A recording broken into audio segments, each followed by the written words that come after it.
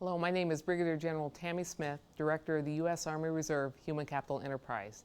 Thank you for inviting me to speak with you at this year's AVER National Convention.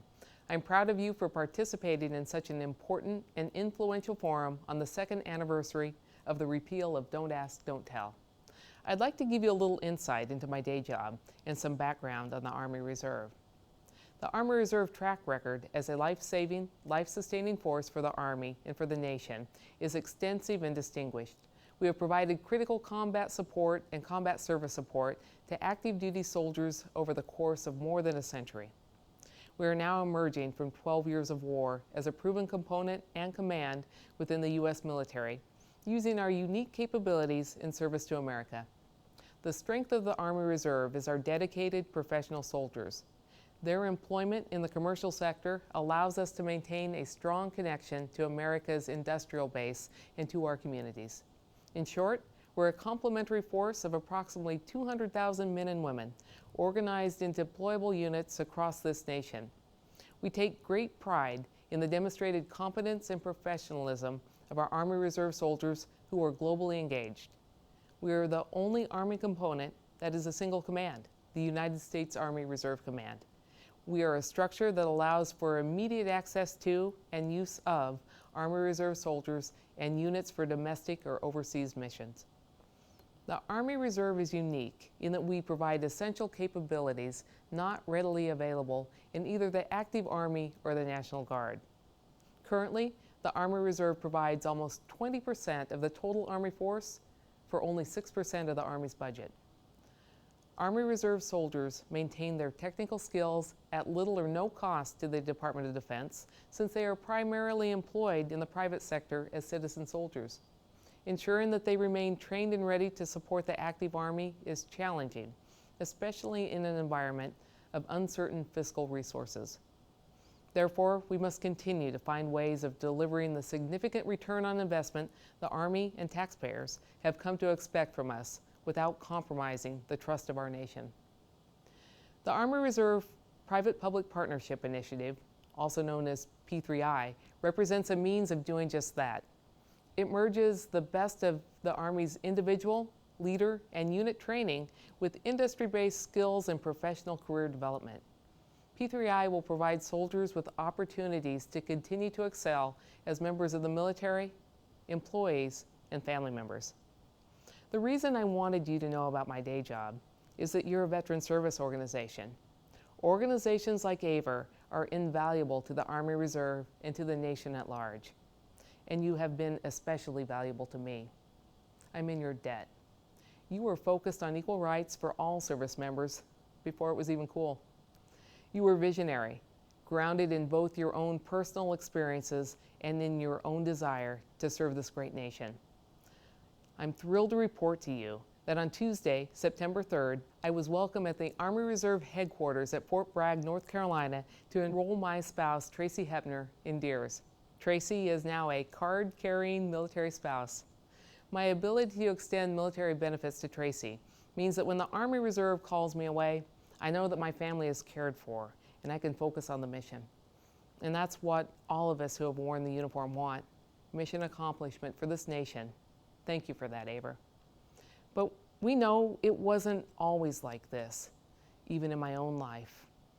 I recall that before Don't Ask, Don't Tell was repealed, that I went through a period where I felt like my personal integrity was simply at odds with my institutional integrity. And I felt like that until I heard Admiral Mullen speak to the Senate Armed Services Committee about Don't Ask, Don't Tell. And many of you in this room are familiar with what he said about how he described Don't Ask, Don't Tell creates a conflict between your personal integrity and institutional integrity. And though I had been set to retire, I actually had retirement orders, hearing a senior military leader say those words just gave me hope. And so with Tracy's support, I stayed in, and I ended up volunteering to go to Afghanistan. While I was in Afghanistan, Tracy went and visited Arlington National Cemetery. We live in Arlington, Virginia, and we always go on Memorial Day and Veterans Day. We go to Section 60, and we interact with the families in that part of the cemetery. That's the part of the cemetery where those casualties from Iraq and Afghanistan are typically buried.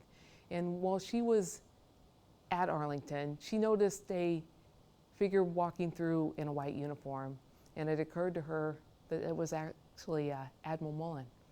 And so she went up to speak with him, and she told the Admiral about how much his words meant to me. And she told him about the burden of serving under Don't Ask, Don't Tell, and just thanked him for what he had said. So think about what she just did.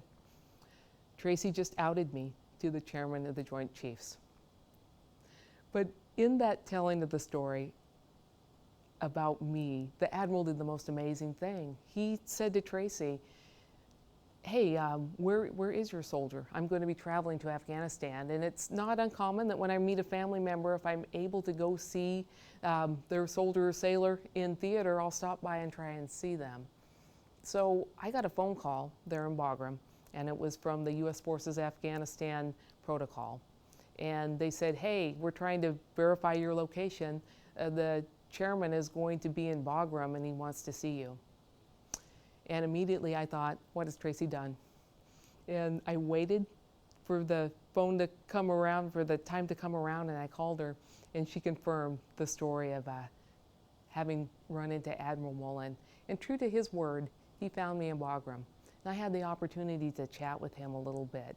And he came in with a security detail, surrounded by reporters from all over the world, asking him hard-hitting questions about the current security environment, things that were going on internationally, just very hard questions. And then he moved away from that and just had a very human interaction with me. And I had the opportunity to also thank him. After our meeting, Admiral Mullen got scooped up by his handlers, went out to his up-armored Suburban and went off to his next meeting. But even as he was moving to his next meeting, he had the wherewithal to get on his BlackBerry and to send a note to Tracy that said, hey, saw your soldier, she's good, it's all good. So we had the acknowledgement of a senior leader that our family was perfectly okay, exactly the way that it was. And now, with enrollment in DEERS, we have the institutional okay about what our family means to us. In the context of Admiral Mullen, I want to acknowledge that this is an organization, AVER, where there are many veterans who wear the pride of service, yet still have invisible wounds. You have borne the burden not only of war, with current members representing our nation in all conflicts dating back to World War II, but also the burden of serving in silence. The burden, in some cases, of having been unceremoniously discharged for being gay. You didn't have an Admiral Mullen moment the way that I did. So I want you to know that your legacy is your selfless commitment to our nation. You were willing to fight for a country that didn't always fight for you, but you put service before self. I think about many of my own friends over the years who were hurt, wounded in their heart by their discharge for being gay. They were competent, patriotic service members. Our nation has rectified this wrong, and I'm proud of the role our military has consistently played in advancing democratic ideals and the civil rights of minority populations in this nation. I would want anyone who has been hurt by these discriminatory policies to know that you didn't do anything wrong by simply being who you are. Your service at the time you wore the uniform was and still is as honorable as any other service member. It isn't lost on this audience that the Army Reserve is linked to America's employers, meaning that non-discrimination in the workplace is critical to our mission accomplishment. Equal access to good civilian jobs is a cornerstone of Army Reserve readiness. I am confident that AVER will be a leading veteran service organization for civilian employment for all of our veterans and currently serving Reserve service members. Before I close, I'd like to acknowledge the courage and character of your guest speaker, Eric Alba. Eric, you have borne the literal wounds of battle as a Marine in combat. Your personal sacrifice was great, but still, it wasn't enough for you to sit by the sidelines. You spoke out for those who served in silence, giving them a voice. You are still speaking out. You are still leading. Thank you. I'm truly sorry that I could not join you in person for this year's convention. However, I'd like to thank AVER and National President Danny Ingram for your efforts and progress as the oldest and largest chapter-based, all-volunteer national LGBT veteran service organization in the United States. Your commitment to diversity continues to have a tremendous impact on not only the LGBT community, but on others who are working so hard to bring us closer to the ideals of equal justice, equal respect, and equal responsibility for every American. Enjoy your convention, and thank you for the opportunity to spend some video time with you.